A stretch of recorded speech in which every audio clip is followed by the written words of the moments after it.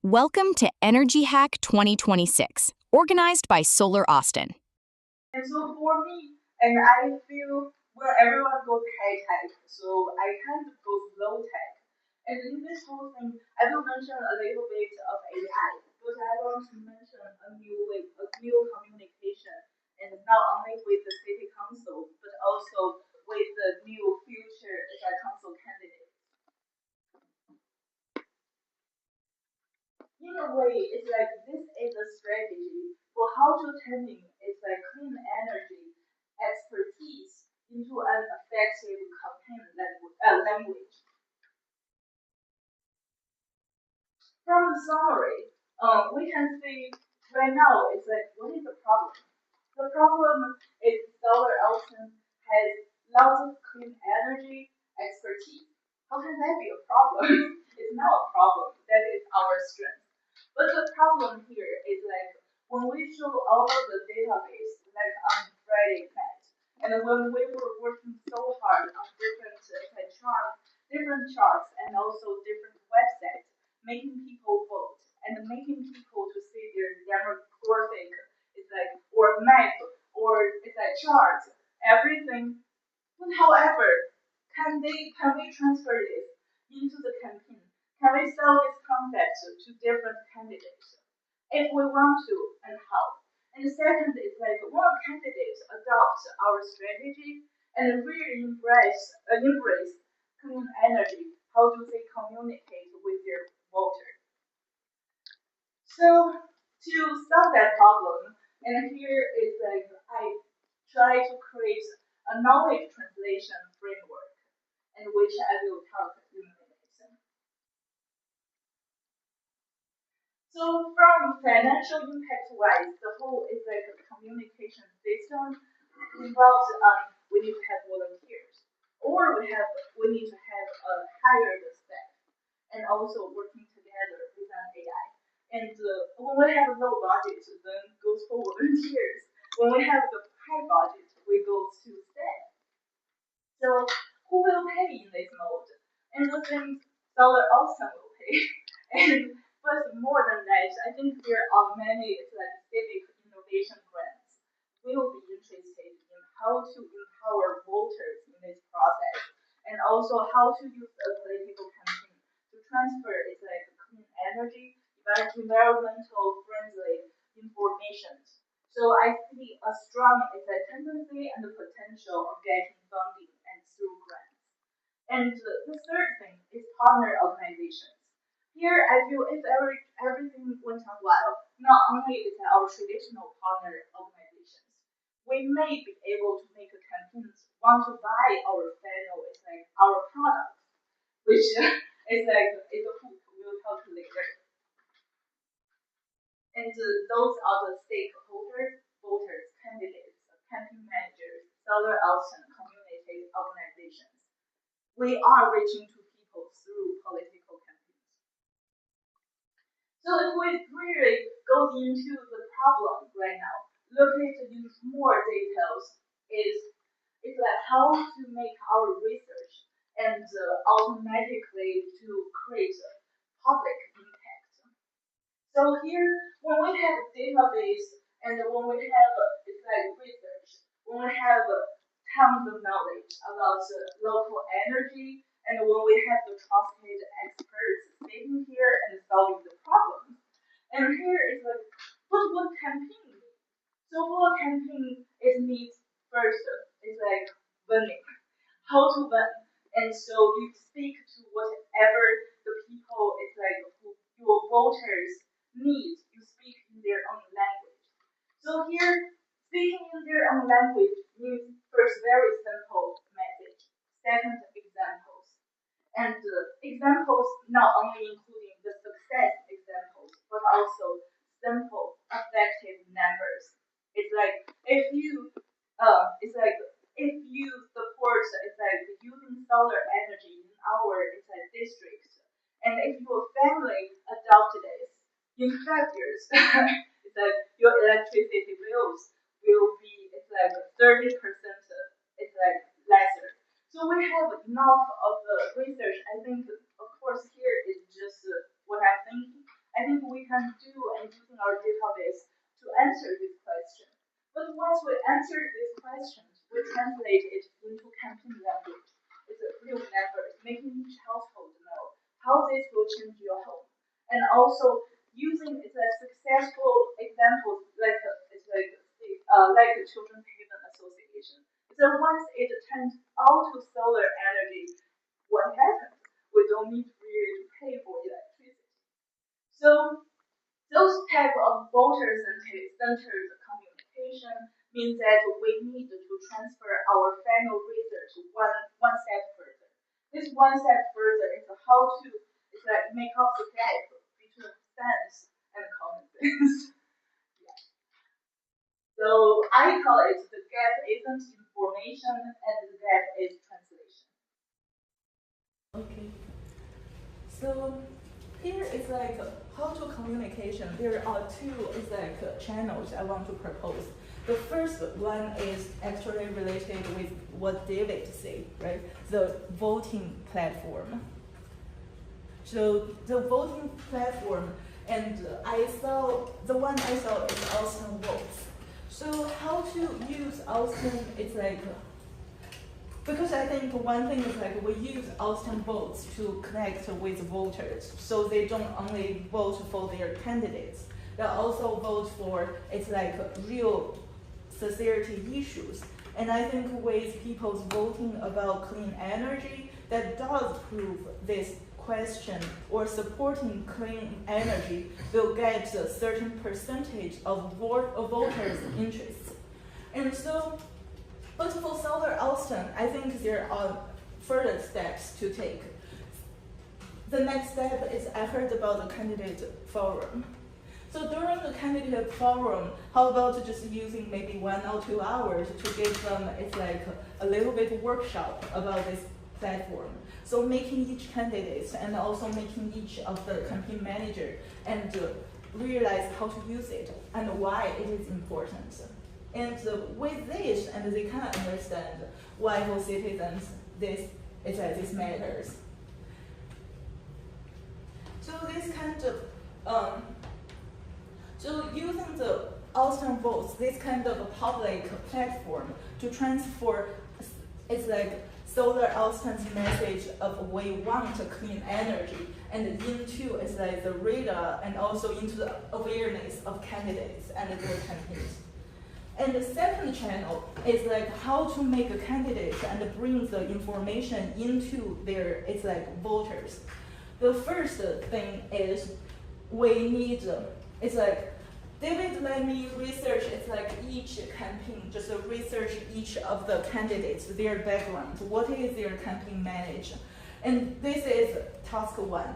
But task 2, I think it's understand the priorities of each candidate and also group it with the help of AI, group the main their main missions. When I look at the database, there are several things actually it's very shared commonly. One is sustainability, second one is affordability. If we talk about affordability, we need to talk about in the language that can use in the campaign. It's if you elect me, I will adopt these clean energy strategies within 3 years and your electricity bills will drop, blah, blah, blah. So when we tailor Solar Austin's knowledge into a campaign needs, a campaign language, and we can just prepare a customized communication package. This package is now say, candidate 1, this is your knowledge. Candidate 2, this is something you can use in your election. We want to build something full affordability. We use these numbers and this narrative. You can plug in your speech. You can plug in your community meetings. You can plug into your pamphlets. And for sustainability, here is our package. Same thing, you can plug in. And if a candidate both have I want to sustainability and also wants the and affordability, so they can combine 2 packages together. But I feel here, it's examples we talked about is the hospital jobs. For affordability, we can also talk about the jobs which it brings, especially for social empowerment. How many jobs will be created for women or marginalized groups? And also the reliabilities, because Austin is like electricity, the Texas energy did fail us during that huge winter storm. Then this new energy plan, how to provide the reliability for this District 1, District 3, and 7. Those are the language we need to find, we need to use, and making package. So this communications, it's a cycle, it's more like Austin residents, and through our voting things and show up in the Austin Votes platform. And then through this platform, all of us understand the public priorities. And then those priorities become knowledge and come into a knowledge translation team. And then those team works on campaign research, campaign meetings. And then it's generates customized resource.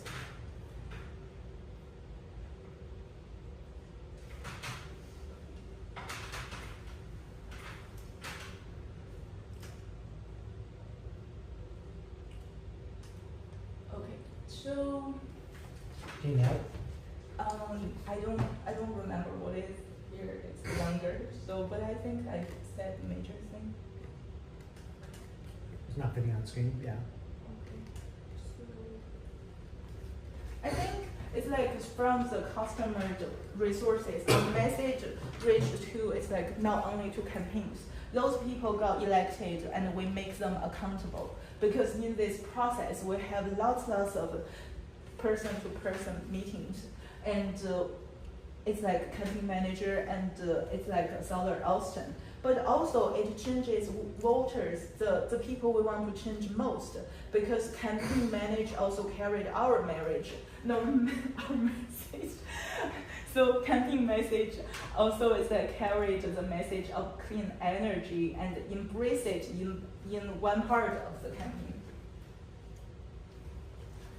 So here it's a low technology. It's I'm thinking AI can help us. It's organize the documents we have, summarize the research, and summarize the research for each campaign candidate, and also prepare first drafts by using our database, connect our database, and with different needs. So maybe AI can do the first round of the drafts. But here, still we rely on people. The people, someone who knows clean energy, plus at the same time knows campaign language, political language. So it's provide strategy, relationships, and trust with different campaigns. So the team structure is quite simple. It's clean energy translation manager plus AI. And when we have money, we do steps. When we don't have money, we do volunteers. So the main motivations, I feel, it's just campaigns want to win. And that motivation should be for campaigns, but also for us. And we need to build a system that making campaign think is that if they adopt us, they can win. Yeah, and I think inspiration for me is we usually only use election and to thinking that we can reach to the future council members. But here, the inspiration for me, or the things really, I think the most innovation here is it also reach to voters through campaign. We make a political thing kind of have dual purpose. So next step, I think maybe I spell it wrong. First is on the voting platform, so we organize voting on it. Second step, and we go to candidate campaign and promote this voting platform, and build a database about each candidate, and generate different communication modules on themes such as affordability, sustainability, etc. And for this module, it can not only be used here, now, this year, but also for the maybe next election too. And networking one-on-one with candidate and the campaign manager. I think it's not lobby, it's just networking and knowing what they want. So work together on how to plug those modules into their slogan, pamphlets, and speech. That's all I have. Do you have questions?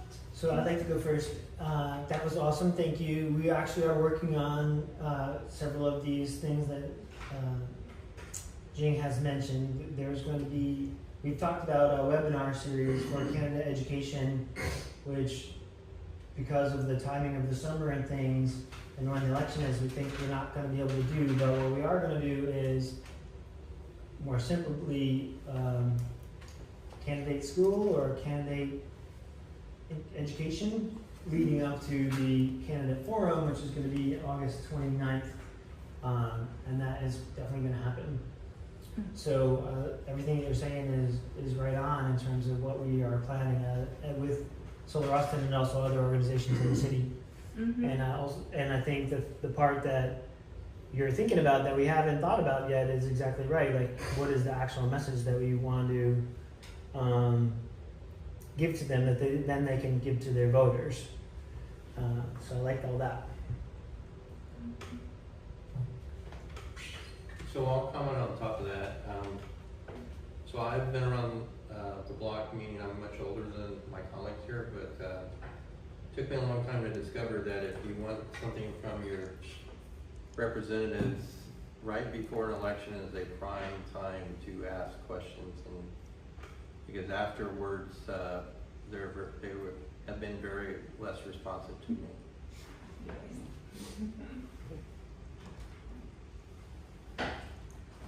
Thoughts?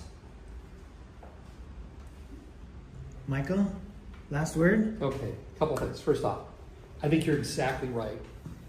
When you talk about the amount of data that's out there compared to translating it so somebody can work. Understand? I think that's great. My question to you is that, especially in the area we're talking about, I don't know of any candidates that's going to say, I hate solar. I don't want it. So when you're talking about creating messages for campaigns, how are you creating, because you're right, campaigns want to win. They therefore have to differentiate themselves from the other person. How do you create messages or communication modules that help the campaigns win and help them draw a distinction between themselves and another campaign? Yes, because here I'm thinking it's like, for example, I know one of the campaigns, the major thing they're talking about is affordability, especially about housing. And so they have all kinds of examples during his work and how much he lowered the rent in one of the complex and in the future. And so it's his battle about different affordability. But if we want to plug in his campaign, we appeal to him. It's like, this is energy affordability. And you can say that if you do this, and you will help your voters and to reduce their bills by plus. So it's like we give them details, numbers. And so for this, I want us to have two things. One thing is something more general, how to plug in affordability, how to plug in, for example, empowerment. I also know there are many, it's like women candidates will say it's like the empowerment of women and also marginalized group. Then we have to say about the jobs, small business, how this works for them, but it need to be substantial. This is one part, is module. And the second thing is like, I feel here needs working together, really meeting the campaign manager and candidates who are interested in us, sit down, and then using, it's like, here is the module, you can see this slogan, but can I help you to really give a more concrete examples? in each version. Yeah. Cute. Yay! Visit solaraustin.org to learn more.